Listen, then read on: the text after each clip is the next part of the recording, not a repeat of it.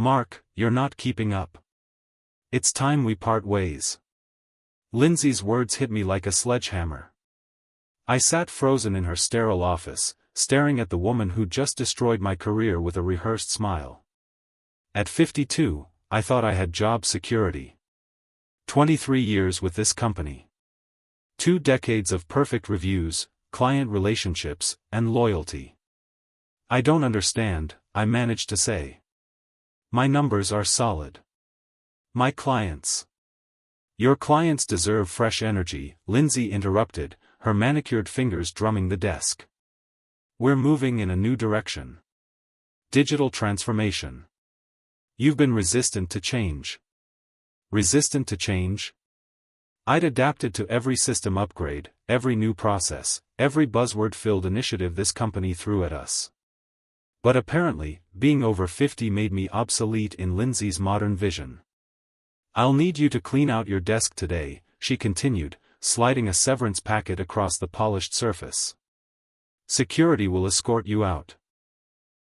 The humiliation burned in my throat. 23 years, and they were treating me like a criminal. I signed the papers with shaking hands, my career ending with the scratch of a pen. Walking to my desk, I felt the weight of younger eyes avoiding mine. They knew what had happened. In Lindsay's new world, age was a liability. 6 months earlier, everything changed when Lindsay arrived. The company announced her hiring as modernizing HR and bringing fresh perspectives to talent management. She was 29, blonde, and carried herself with the confidence of someone who'd never faced real adversity. Her first company meeting was full of buzzwords. Synergy, disruption, young energy. She spoke about creating a dynamic workplace culture that attracted digital natives. Every phrase felt like a coded message: old employees weren't welcome. I watched from the back of the room as she outlined her vision. Performance metrics would focus on adaptability. Training programs would emphasize innovative thinking. Team structures would promote collaborative millennials. My stomach twisted with each corporate catchphrase. I'd built relationships with clients before she'd graduated college. I knew our systems inside and out. But her words made it clear that experience was yesterday's currency. After the meeting, I approached her with genuine curiosity. "I'm Mark," I said, extending my hand. "Looking forward to working together." Her handshake was firm but cold. "Mark, right. I've heard about you. Long timer." The way she said it made longevity sound like a disease. 23 years, I replied proudly. "Wow. That's commitment." Her smile never reached her eyes. I should have recognized the warning then. The first public humiliation came during our quarterly review meeting. Lindsay had restructured these sessions to be more interactive and transparent. Translation: public executions disguised as feedback. "Mark, can you walk us through your client retention strategy?" she asked, her voice dripping with false sweetness. I stood, confident in my track record. "We focus on relationship building.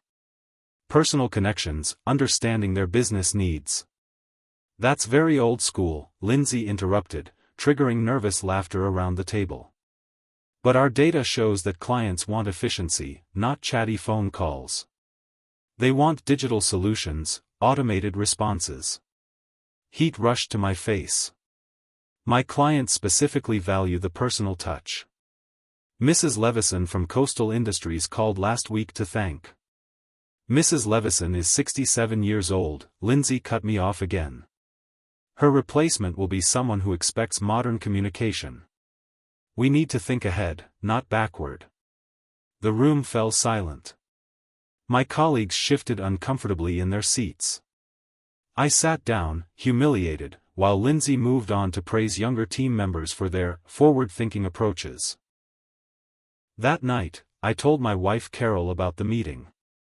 "She's trying to push me out," I said. "Maybe you're being paranoid," Carol replied gently. "Give her a chance."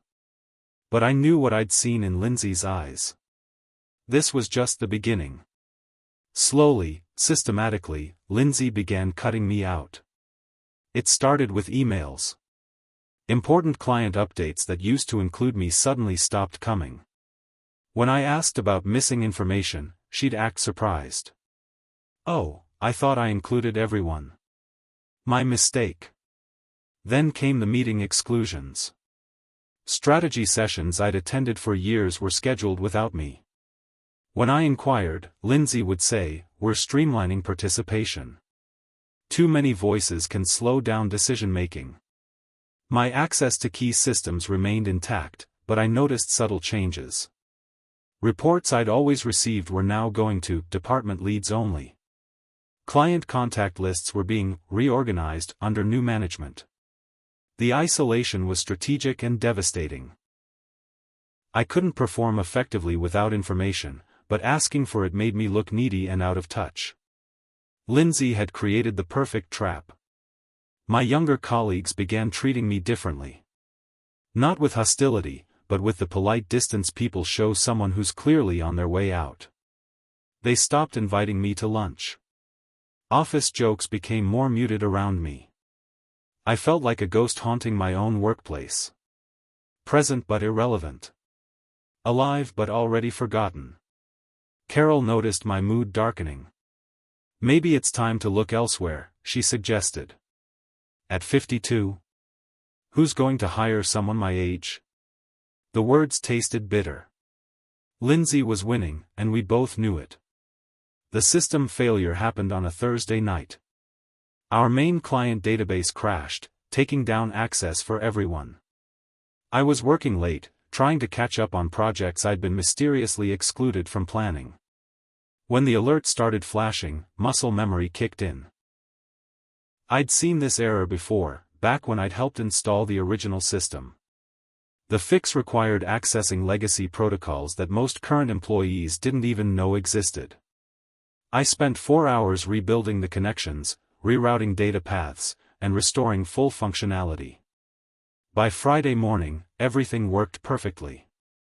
Clients never knew there'd been a problem.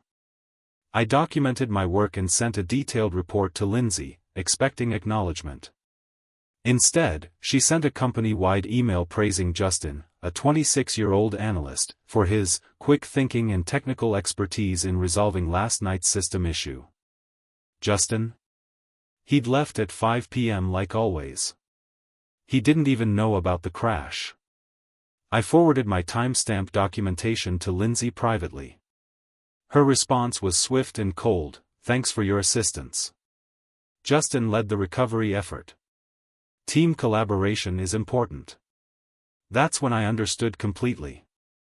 Nothing I did mattered. Every success would be attributed to someone else. Every failure would be magnified and blamed on my outdated methods. Lindsay wasn't just pushing me out. She was erasing me while I was still there. The performance improvement plan arrived via email on a Monday morning. Lindsay had crafted it carefully, documenting every perceived failure with corporate precision. Resistance to change. Difficulty adapting to new technologies. Communication style not aligned with company culture.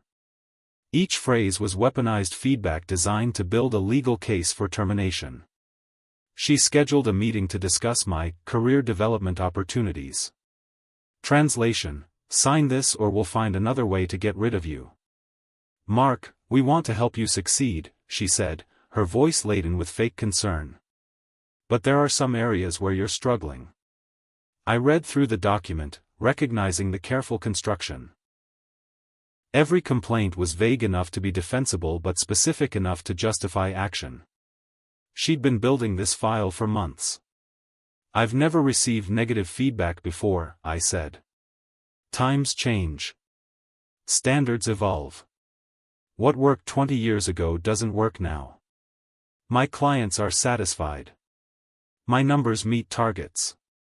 It's not just about numbers, Mark. It's about fit. Cultural alignment. Future potential. Future potential." At 52, apparently I had none. I refused to sign the document that day, but we both knew it was just delaying the inevitable. Lindsay had created an airtight case. My decades of loyalty had become evidence of my inability to adapt. The trap was complete. The termination meeting was scheduled for a Friday afternoon. Classic corporate timing: fire someone before the weekend so they can't cause immediate disruption. Lindsay sat behind her desk with that same rehearsed smile, a witness from upper management beside her. The severance packet was already prepared, signatures highlighted in yellow. "Mark, this has been a difficult decision," she began, reading from what was obviously a script. "Your contributions over the years have been valued, but we need to make changes to stay competitive." "You mean you need to get rid of older employees?" I said flatly. Her smile flickered. "That's not what this is about. Your performance hasn't met current expectations. The improvement plan didn't yield results. I never signed the improvement plan.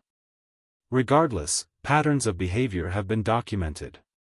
We're offering a generous severance package in exchange for your cooperation." Generous. 15 weeks of pay for 23 years of service. "You should have retired gracefully," Lindsay added, dropping her professional mask for just a moment. "This could have been easier. I signed the papers because fighting would have been expensive and futile. Age discrimination is hard to prove when it's disguised as performance issues." Lindsay had been thorough. But as I stood to leave, I made eye contact with her. "This isn't the end," I said quietly. She laughed. "Mark, it really is."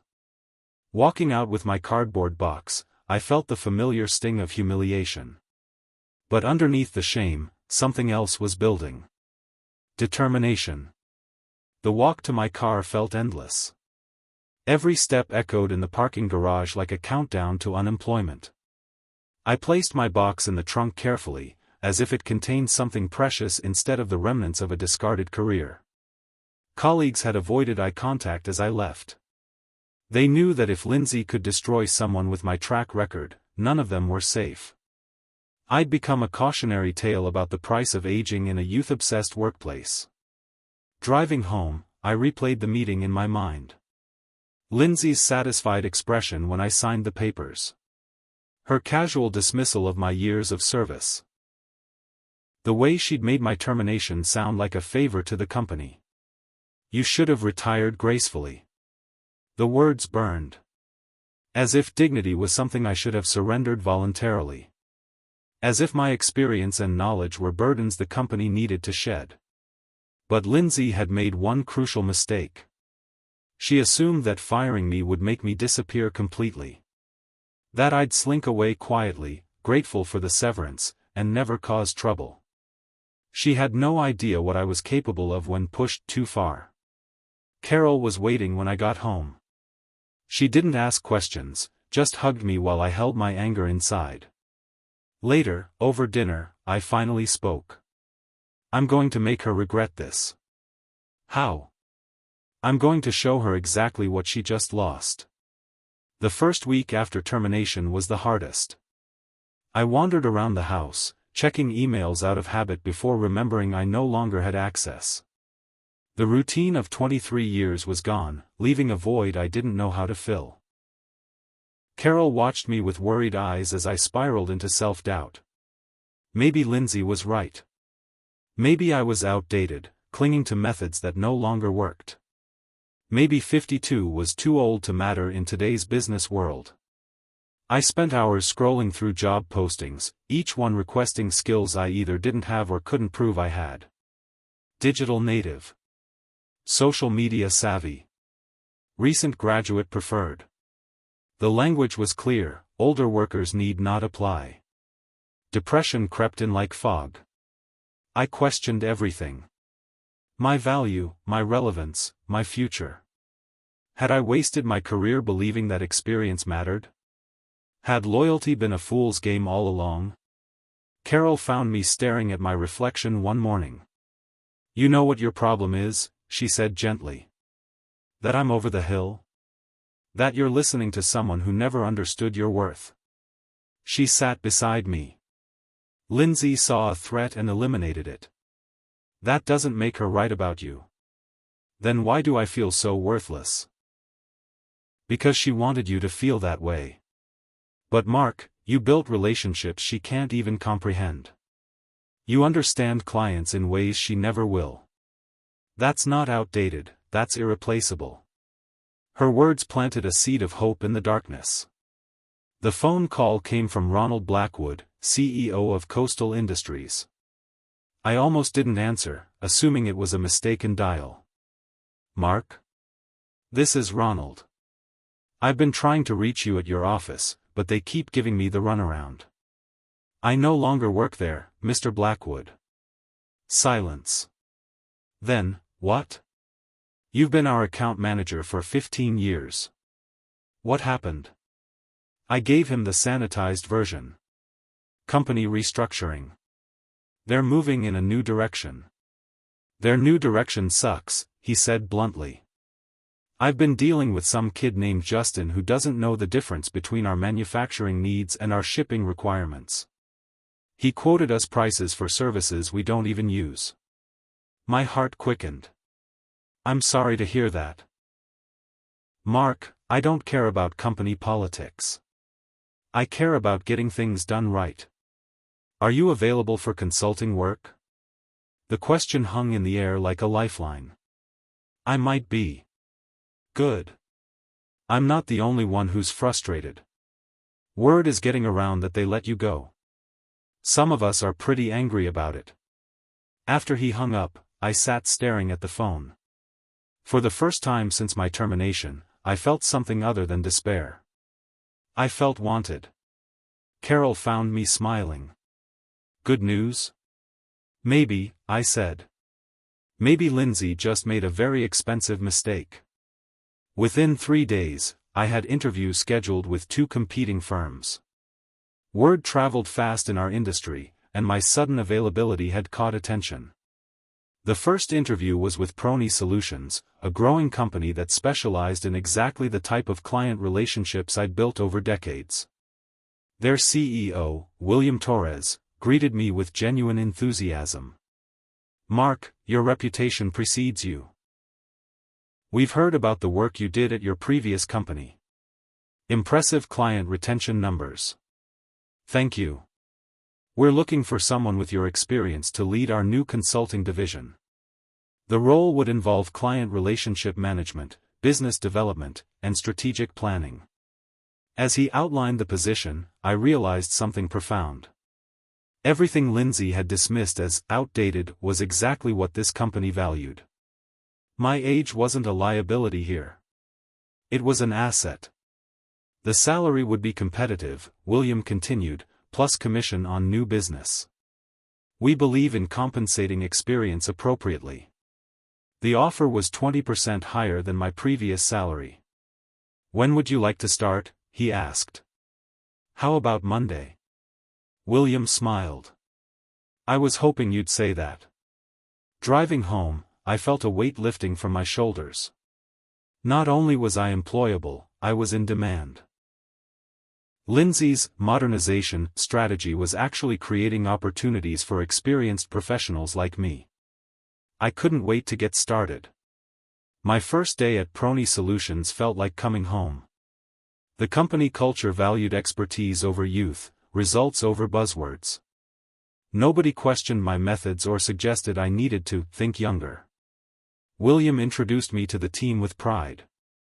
This is Mark, our new Director of Client Relations. He brings decades of industry experience and relationships we can't buy. The respect was immediate and genuine. Younger colleagues asked for my advice instead of dismissing my suggestions. They understood that experience was valuable, not outdated. Within my first week, I'd already identified 3 potential clients who were dissatisfied with their current providers. All 3 had mentioned frustrations with companies that prioritized modern efficiency over personal service. Clients want to feel heard, I explained to the team. They want partners, not automated responses. William nodded enthusiastically.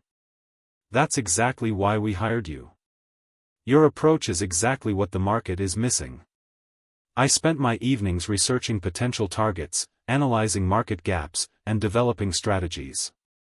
For the first time in months, I felt energized and purposeful.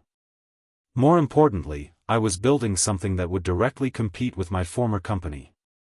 Every success here would be a small victory against Lindsay's dismissive attitude. The best revenge, I was learning, wasn't anger. It was success. The opportunities came faster than I'd expected. Within 2 weeks, I'd reconnected with former clients who were eager to share their frustrations with my old company's new direction. "They're treating us like numbers," complained Patricia Hayes from Industrial Metals Corporation. "Everything is automated. Nobody understands our actual needs anymore."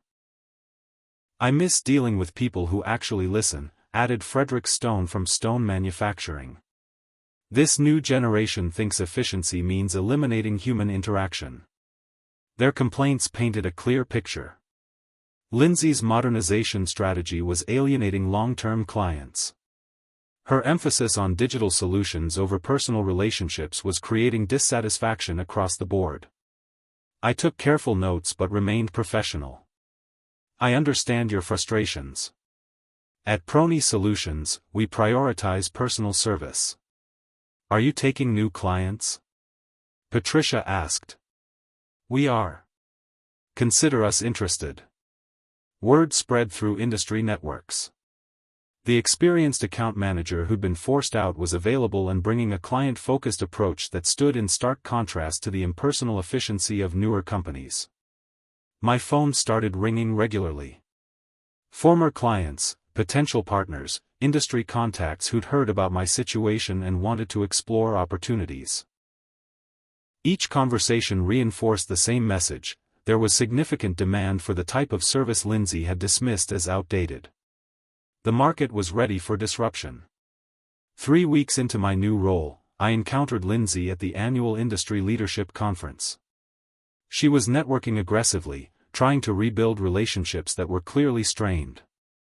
Well, she said when she spotted me. "Didn't think I'd see you here." "Industry events are important for business development," I replied calmly. "Still playing the relationship game, I see." "That's so. Traditional. Traditional works." I gestured around the room. "Half these people have been asking about consulting opportunities." Her smile faltered slightly. "Good for you. I hope it works out." "It already is. We just landed Industrial Metals Corp as a client." Color drained from her face. Patricia Hayes was a major account, one she'd been desperately trying to retain after several service complaints. "Patricia always was difficult to please," Lindsay said, forcing her smile back. "She's actually quite reasonable when you listen to her needs." The conversation ended awkwardly, but I'd seen something important. Dee lost when she destroyed my career. And this was just the beginning. The client defections accelerated rapidly. Within a month, 3 major accounts had switched to Prony Solutions, citing frustration with impersonal service and automated responses. Each departure sent shockwaves through my former company. These weren't small accounts, they represented millions in annual revenue. Lindsay's efficiency-focused approach was proving expensive. I maintained strict professionalism throughout the transition process. No bad-mouthing former colleagues, no burning bridges. I simply provided the personalized service that clients craved and that Lindsay had eliminated in favor of digital solutions. "Mark gets it," Patricia Hayes told William during a transition meeting. "He understands that business is still about relationships, not algorithms." The validation felt incredible. Everything Lindsay had dismissed as outdated was proving essential to client satisfaction. Her modern approach was driving away the very people the company needed to retain. Meanwhile, my reputation in the industry was growing. Trade publications started featuring stories about the relationship renaissance and the value of experienced account management. My name appeared in several articles as an example of how personal service was making a comeback. William was thrilled. "You're not just bringing clients," he told me. You're establishing our brand as the relationship-focused alternative." The irony was delicious. Lindsay's attempt to modernize had created a market opportunity for everything she'd tried to eliminate. The internal revolt at my former company began with Susan Walsh, a 15-year veteran in the customer service department. She'd watched Lindsay's changes destroy relationships she'd spent years building. Susan called me privately, her voice filled with frustration. "Mark, I can't take it anymore. Lindsay's driving away everyone who actually knows how to serve clients." "I'm sorry to hear that. She's implemented these rigid response protocols.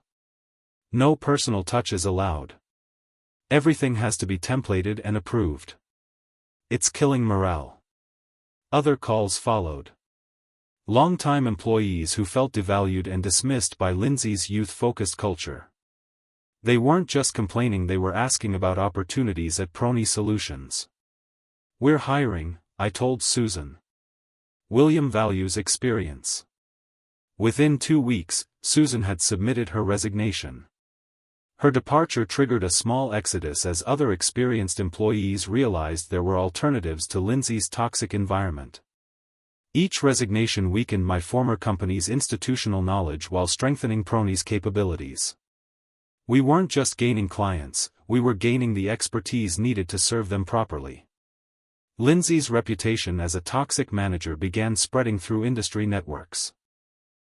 Her emphasis on young energy was backfiring as valuable employees fled to companies that appreciated their experience. The revolution had begun, and I was providing a refuge for its casualties. The breaking point came when Captivate, our former company's largest client, announced they were reviewing their vendor relationships. Their contract was worth $2.8 million annually, losing it would be catastrophic. I learned about the review through industry contacts. CA's procurement director, Angela Foster, was reportedly furious about service quality deterioration since my departure. "They assigned some 24-year-old kid to manage our account," she told a mutual contact. "He doesn't understand our business cycle or our technical requirements. It's been a disaster." Prony Solutions was invited to bid on the contract. The opportunity was massive, not just for the revenue, but for the symbolic victory it represented. I prepared our proposal personally, drawing on years of understanding CA's unique needs. Their seasonal fluctuations, technical specifications, delivery timing requirements, knowledge I'd accumulated through countless conversations and relationship building. The presentation went perfectly. Angela smiled throughout, clearly relieved to work with someone who understood her challenges. "This is exactly what we need," she said afterward. "Personal attention, technical expertise, and realistic timelines. That's what we provide," I replied. "When can you start?" 2 weeks later, Captivate officially switched to Prony Solutions. The industry shockwaves were immediate. My former company had lost its largest client to their own discarded employee. Lindsay's efficiency strategy had just cost her company nearly $3 million annually. The internal panic at my former company was visible from the outside. Emergency meetings, rushed policy changes, desperate attempts to stem the client exodus that was bleeding revenue. Industry contacts reported that Lindsay was scrambling to explain the losses to upper management. Her modernization initiative was being quietly questioned by executives who couldn't ignore the financial impact. "She's trying to blame market conditions," one inside source told me. But everyone knows the real problem. The real problem was that Lindsay had underestimated the value of experience and relationships. Her assumption that efficiency could replace expertise was proving catastrophically wrong. Meanwhile, Prony Solutions was thriving. We'd gained 6 major clients in 3 months, hired 4 experienced professionals from my former company, and established ourselves as the relationship-focused alternative in the market. William was ecstatic. "You've transformed our entire business model," he told me. "We're not just growing, we're redefining industry standards." The success felt surreal. 6 months ago, I'd been a discarded employee questioning my worth. Now I was leading a consulting revolution that valued everything Lindsay had dismissed. But the best part wasn't the financial success or industry recognition. It was the daily validation that experience mattered, relationships counted, and age could be an asset rather than a liability. Lindsay had tried to erase me. Instead, she'd liberated me to build something better. The final piece of my transformation came when American Business Weekly featured me in their Industry Innovators section. The article, titled The Relationship Renaissance, positioned me as a leader in the movement back toward personalized business service. Mark Seth represents a growing trend, the article stated. Experienced professionals who combine traditional relationship skills with modern business acumen to create superior client experiences. The recognition was gratifying, but the real satisfaction came from the article's implicit criticism of automation-focused approaches like Lindsay's. Reading it at my desk, I thought about how far I'd come. From a humiliated reject to an industry thought leader in 6 months. The journey had been painful, but it had revealed strengths I'd never recognized. Carol found me smiling at my computer. Good news? Just reflecting, I said. 6 months ago, Lindsay convinced me I was obsolete. Turns out I was just warming up. That afternoon, William approached with an exciting proposal. Mark, the board wants to offer you a partnership track. Your division is driving our growth. Partnership. At 52, I was being offered equity in a thriving company built around principles I embodied. I'm interested, I said. There's one more thing, William added, grinning. We're bidding on a massive outsourcing contract. The client specifically requested you lead the proposal. Who's the client? Your former company. They need help with client relationship management. The irony was almost too perfect to believe. My former company, hemorrhaging clients due to Lindsay's policies, was seeking outside help to rebuild the relationships she'd destroyed. The request for proposal arrived officially 2 weeks later. They needed experienced consultants to assess and improve client satisfaction metrics. The contract was worth $1.2 million annually. Reading through the requirements, I recognized every problem I'd predicted when Lindsay implemented her changes. Declining satisfaction scores, increased complaint volume, shortened contract renewal rates. William was grinning when we discussed the opportunity. They don't know you're involved in our proposal? The RFP went through their procurement department. Lindsay probably never saw it. This is beautiful. They're asking you to fix the problems they created by firing you.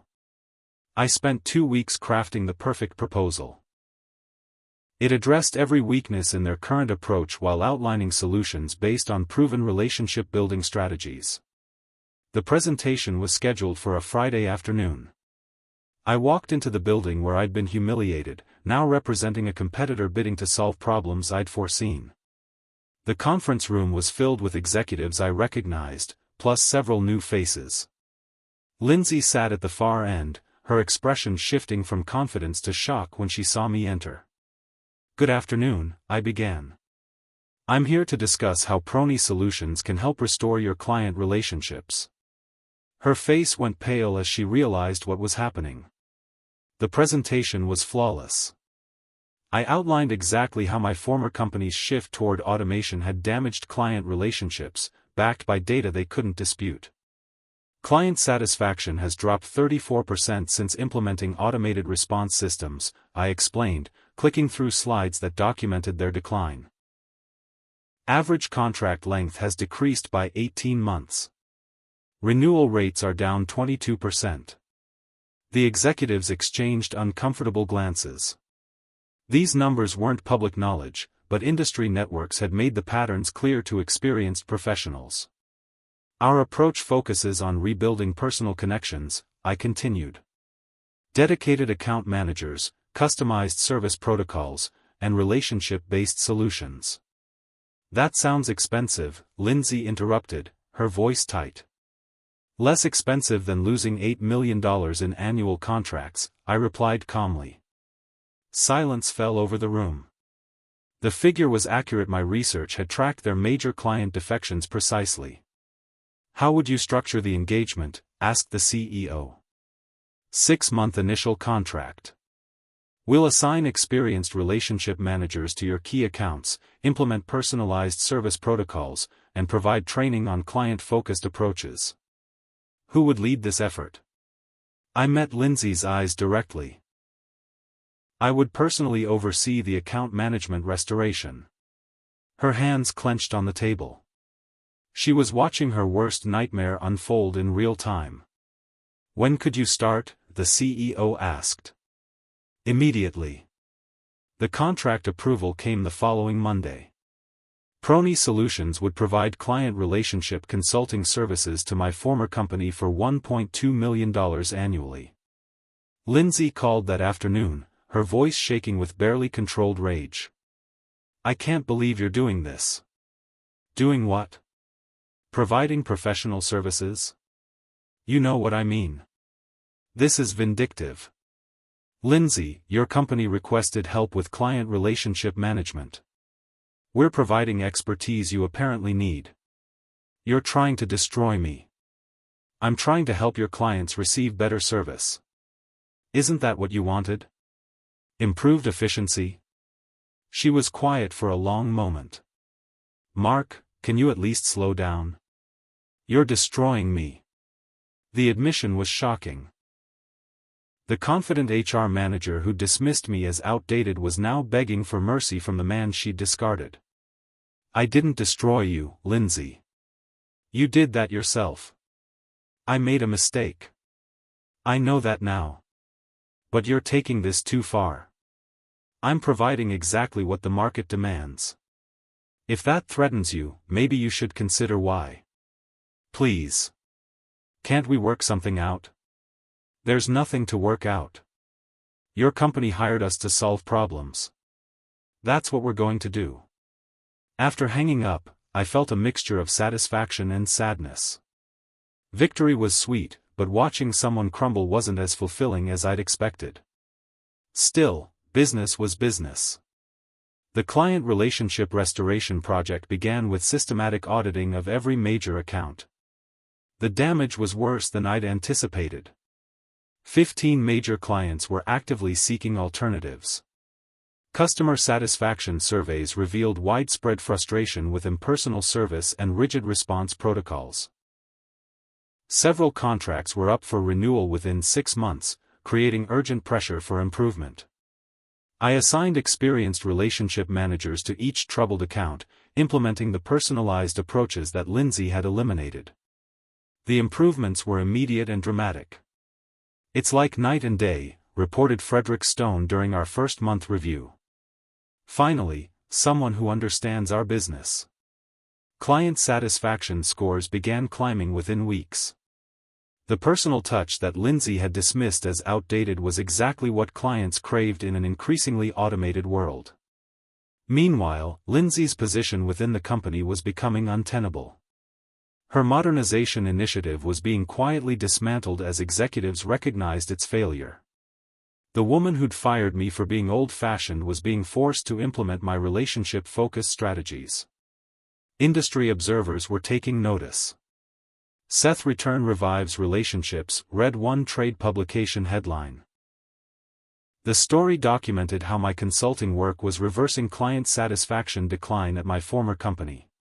The complete circle was almost surreal. I'd gone from rejected employee to hired savior in less than a year. The most satisfying moment came during our 3-month progress review. The conference room was packed with executives eager to hear about the dramatic improvements in client satisfaction. Client retention is up 28%, I reported. Satisfaction scores have increased 41%. We've prevented the departure of 13 major accounts. Applause filled the room. The CEO looked relieved and grateful. Contract renewals are exceeding expectations, I continued. Average contract length has increased by 14 months. New business referrals are up 52%. Lindsay sat silent in the corner, her earlier confidence completely evaporated. Everything she dismissed as outdated was proving essential to business success. "Outstanding work," the CEO said. "We'd like to extend the consulting contract for another year." "We're honored," I replied. After the meeting, I found myself alone with Lindsay in the hallway. She looked defeated, older somehow. "You won," she said quietly. "This isn't about winning. It's about providing value. My job is probably gone after this quarter." I felt a flash of sympathy, but it passed quickly. "You made choices. This is the consequence. I never meant for it to go this far. You fired me for being too old. Now you're paying me to fix problems you created. Maybe age and experience aren't liabilities after all." She nodded, tears forming in her eyes. "I was wrong. About everything." "Yes, you were." 6 months later, I sat in my corner office at Prony Solutions, reviewing our latest quarterly results. The consulting division I'd built was generating over $5 million annually. My former company had not only renewed our contract but expanded it significantly. Lindsay had been quietly transferred to a different department, her HR modernization experiment officially abandoned. The company had returned to relationship-focused client management, exactly the approach she'd eliminated when firing me. The transformation was complete. From discarded employee to industry leader. From obsolete old-timer to sought-after consultant. The woman who dismissed my experience was now working for a company that paid for my expertise. Carol knocked on my office door, smiling. "How does it feel?" "Satisfying," I admitted. "But also strange. I never expected this when she fired me." "You proved that experience matters. More than that. I proved that relationships can't be automated, that personal service isn't outdated, and that dismissing people because of age is not just wrong, it's bad business." My phone buzzed with a text from William. "Board approved your partnership promotion. Congratulations, partner." I laughed, thinking about Lindsay's words that final day, "You should have retired gracefully." Instead, I'd built something better than graceful retirement. I'd created proof that being over 50 wasn't a limitation, it was an advantage in a world that had forgotten the value of human connection. Lindsay fired me for being too old. Now she pays me to keep working. Funny how that turned out.